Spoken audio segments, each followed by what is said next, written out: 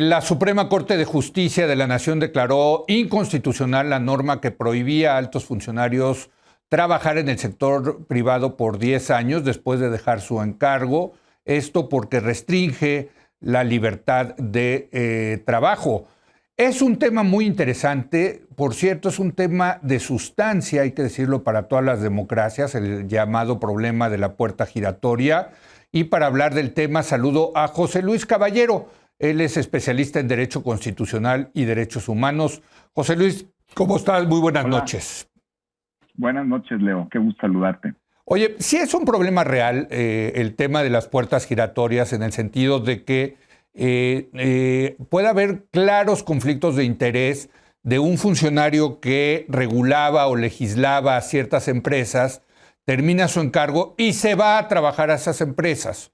O al revés, que trabajaba en ciertas empresas y se va al gobierno a legislar o a regular esas empresas. Hay que evitar esas puertas giratorias. Todos los países democráticos tienen ese problema. ¿Estás de acuerdo, José Luis? Sí, estoy de acuerdo y México lo ha ido abordando poco a poco. Me parece bien. Tenemos un problema de técnica legislativa, hay que decirlo claramente, y a veces el Congreso, bueno, en estos cambios y estas cosas tan fuertes que no se contempla todo el marco jurídico en su integridad. Nosotros hicimos una reforma en 2015, ¿te acuerdas? Al Sistema Nacional Anticorrupción. Sí. Y entonces ahí se hizo esta Ley General de Responsabilidades Administrativas y ahí viene todo el tema del conflicto de interés y evitar la puerta giratoria. Todas las democracias, lo dijiste muy bien, tienen mecanismos y candados para evitar que los funcionarios públicos que migran a las empresas puedan llevar información privilegiada o verse beneficiados con, digamos, por las empresas con motivo de su paso por el servicio público. Me parece muy bien. Y la ley de austeridad republicana lo retomó en 2019 sin entender claramente cómo podría ser una vinculación. Bueno, no sé si lo entendía o no, pero no quiso hacer una vinculación con todo el Sistema Nacional Anticorrupción. Lo digo claramente porque hay que defender también, digamos, me parece, el andamiaje que ya tenemos desde hace años.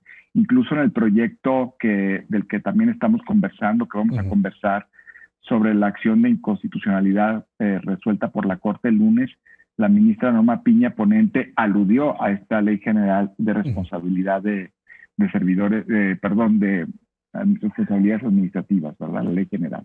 ¿Qué decía esa ley? O sea, supongo que ponía el famoso periodo de congelamiento, pero ¿cuántos años era, José Luis? Sí, el periodo de congelamiento era de 10 años, ¿no? Aquellas personas... del 2019, no, yo digo la del 2015. Toda la Ley General de Responsabilidades Administrativas está entre 1 año y 3 años. Correcto. Los parámetros constitucionales, que más o menos siguen la práctica internacional. Quizá un año sea muy poco, pero la práctica internacional va en esos periodos, digamos, acotados, de manera que no solamente se blinde, que es muy importante, esta frontera entre la persona que representa en la función pública e intereses del gobierno, pero también que pueda ejercer profesionalmente un trabajo después de dejar la función pública, ¿no? Así es. A ver, la ley del 2015 toma las mejores prácticas, que efectivamente es entre 1 y 3 años, dependiendo del puesto. La Constitución incluso. Exacto. Y luego viene la 4T y hace su ley de austeridad republicana y amplía ese periodo a un periodo que creo que no tiene ningún otro país, el periodo de congelamiento de 10 años, ¿no, José Luis? Así es. Ahora, el periodo de congelamiento de 10 años. Ahora vámonos al tema ya jurídico. ¿Qué pasa? ¿Quiénes son los que piden la acción de inconstitucionalidad? El Senado, ¿no? El Senado, hay que recordar que cuando el Congreso expide una ley, hay un medio de control de la constitucionalidad de las leyes, que es la acción de inconstitucionalidad, y que se puede accionar, digamos, activar por un 33% de los miembros de ambas cámaras, de alguna de las cámaras que haya estado inconforme con la mayoría legislativa. Me parece muy bien. Aquí el Senado fue el que promovió la acción de inconstitucionalidad y la Corte pues conoció de este tema entre lunes y martes, ayer y antier, en una resolución muy rica de un proyecto de la ministra Norma Piña, muy rica porque además entraron a temas importantísimos, ¿no? Sí. Sobre las competencias de los órganos del poder público, sobre la división de poderes, sobre las facultades del Congreso para regular el tema de la austeridad republicana a través de cuestiones de cuenta pública, porque realmente es una ley que de alguna manera también interviene en espacios de otras legislaciones, por eso es lo que yo decía al principio. Y este punto se discutió concretamente el lunes, un punto importantísimo sobre el periodo de 10 años. Es decir, se vale que se deje sin trabajar en el ámbito de su expertise a alguien que haya prestado su servicio en la función pública y que haya tenido que ver con empresas en la supervisión, regulación o tener información privilegiada, desde luego, tanto del gobierno como de la empresa, ¿no? Se vale dejarlos 10 años fuera, lo acabamos de comentar, nos parece una decisión del Congreso muy compleja, exorbitante incluso, y la Corte entró a conocer. Y la Corte utilizó pues digamos, un mecanismo que ha empleado muchas veces para la restricción de derechos, ¿no? Que es el test amplio de proporcionalidad. Es decir, la medida se justifica, la medida es necesaria, la medida es idónea, la medida es proporcional. Y la Corte advirtió pues que no, que si bien es cierto, se justifica, la restricción es tan fuerte que vulnera el derecho a la libertad de trabajo que contiene la Constitución en el artículo 5 y tratados internacionales de los que el Estado mexicano es parte, el famoso bloque de constitucionalidad, ¿no? Esa palabra, ese adjetivo me parece fundamental, José Luis, desproporcionado. 10 años es desproporcionado, ¿no?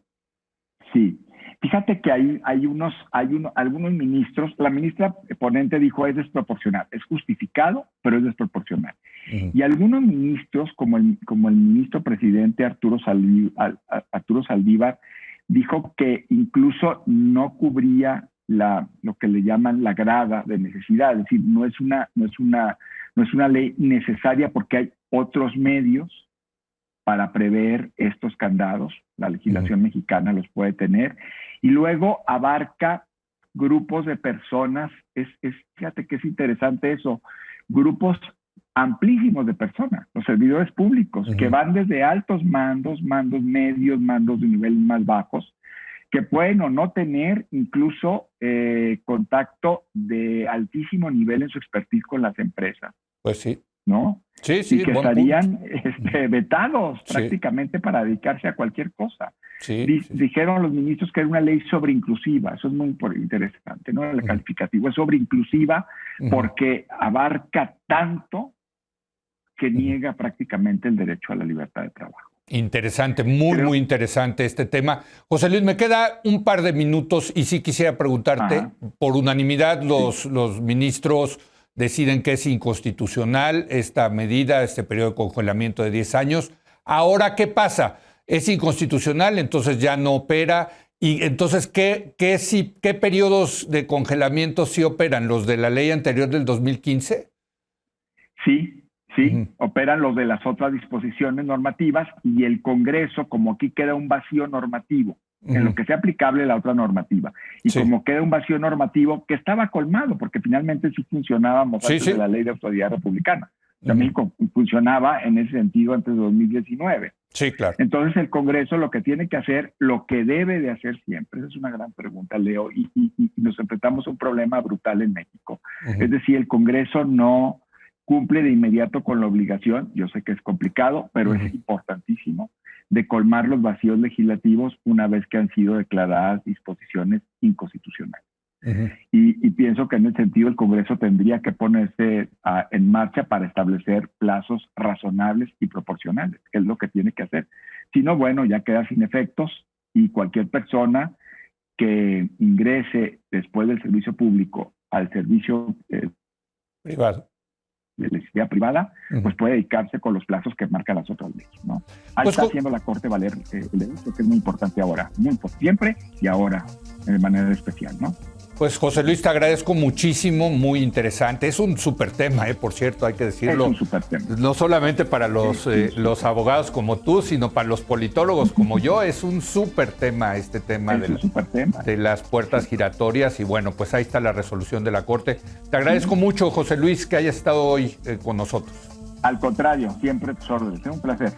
Gracias a José Luis Caballero. Oiga, sacó Forbes su famosa lista de la gente más rica, más próspera del mundo, incluyendo los mexicanos. Va a ver los resultados. Los vamos a platicar con Luis Miguel González. Él es director editorial del diario El Financiero.